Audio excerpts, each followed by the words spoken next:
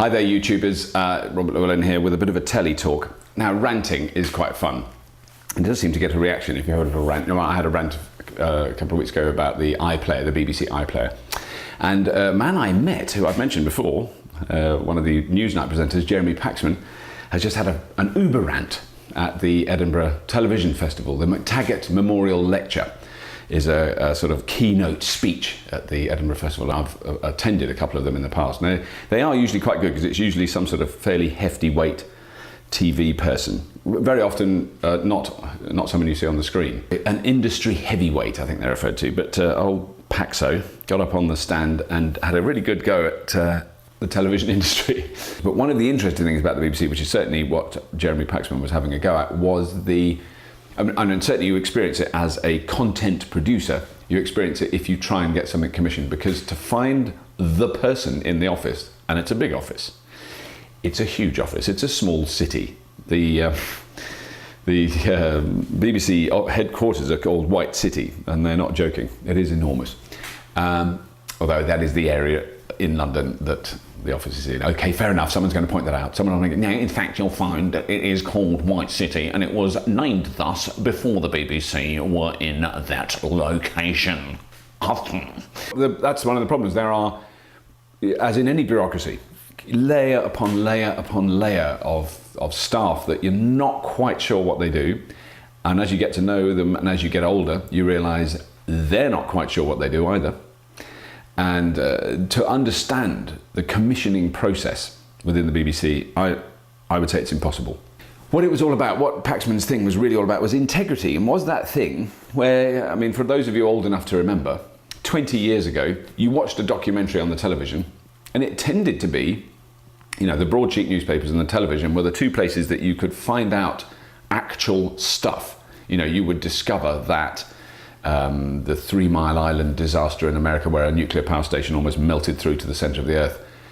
That's where you would see the documentary about that, and they didn't edit it in a way to reconstruct the moment that it nearly happened and have actors pretending to be nuclear technicians. They just did a documentary where they interviewed people. They did journalism. They did journalism where they find out what's really going on. And that no longer is the case in so many circumstances. And I think one of the reasons that Jeremy Paxman in particular was really hammering at home the programme that he fronts, Newsnight, is having its budgets cut. This is at a time when the BBC's got an unimaginable amount of money. I mean, just mind-boggling. It is billions of pounds every year.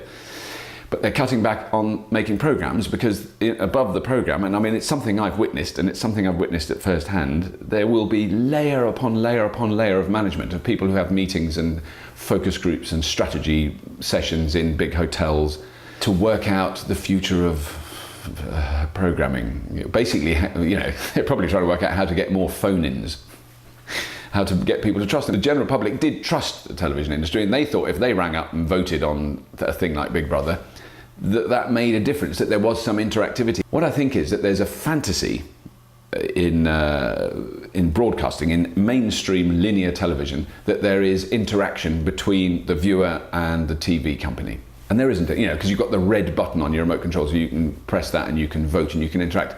I'll tell you what is an interactive medium: YouTube.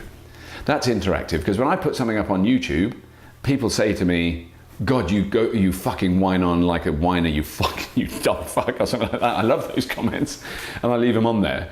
And that's interactivity. Someone's told me that they think I'm a boring old fart. And obviously, I really, really appreciate the ones where they go, that was really good, thank you, you know, or whatever. And you're not going to get that on telly. I've been on telly loads of times. You don't get any interactivity, you don't know who's watching it, you have no idea, they'd never get any feedback. You never hear anything about it. It's a one-way medium. It sends it that way and it doesn't come back. You know. I'll tell you what I saw last night was the Bourne Ultimatum. The Bourne Ultimatum. The only way I can describe that, I quite liked it. I thought it was all right. My mate Charlie thought it was rubbish. The only way I can, the only criticism, which is certainly one that I've heard before, is that that's the average shot on the Bourne Ultimatum. It's a bit like that.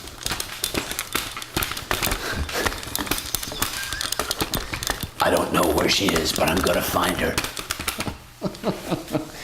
It's a little bit relentless. and it has about 400 cuts every 3 seconds, and it can give you a headache. It can really hurt your eyes. It's all right in the car chase sequence where it's meant to be action and a lot of impact, but sometimes you just want it to go, stay still, let me watch Matt Damon, he can do the acting, I'll let him tell me the story. That's enough for me. It's worth reading the Jeremy Paxman lecture if you want to. If you go to the Newsnight website, if you Google Newsnight, I think you'd find it. And it is quite long, but it's worth reading. That's very interesting. Clever man. And said something that really needs to be said in this day and age as we watch our television channels go down the pan. It could, of course, be just the whining of an old git. But I think he's got a point. I mean, not that he's whining like an old git. Not at all. I wouldn't dream of saying that. But, I've been moaning on a bit about how things are made these days, and that's very wrong, because it's all marvellous. And it's great. That's enough. I'll see you soon. If you have been, thank you for watching.